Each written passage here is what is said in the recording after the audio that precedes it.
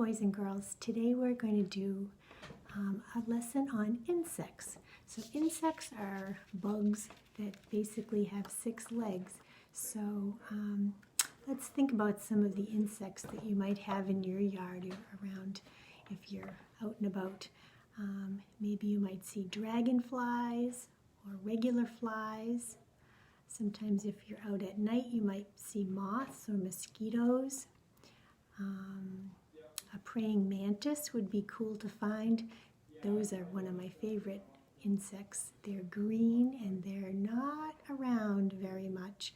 You kind of have to look closely. They're camouflaged in the grass, sometimes on some leaves. They kind of hide. Lots of mayflies out. So we're going to make a chart, and the insects that I picked was an ant, a ladybug, a butterfly, a beetle, and a wasp or a bee. Don't touch those, they can sting you. But if you don't bother them, they won't bother you. So I made a chart, so you might have to, I used a ruler, and I made some lines, so you might have your mom and dad help you. But pick 4 or 5 insects that you'd like to be looking for, and you can draw a picture of them like I did, and I wrote the names of them. Maybe you have some insect stickers you could use instead, or maybe you can cut out some pictures of insects that you might have.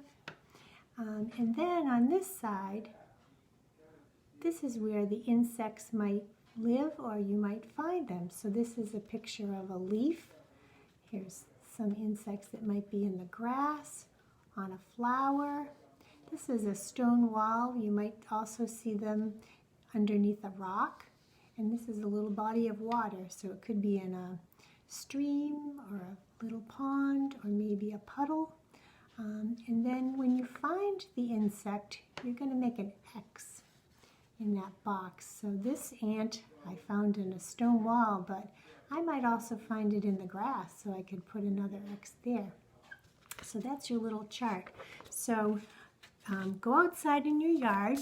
If you have a magnifying glass, you can use that to look closer, or you can just use your very keen eyes and look very closely at the insects you find.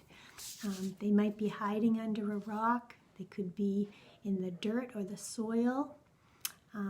Lots of them are on plants, or maybe they'll be swimming on top of the water.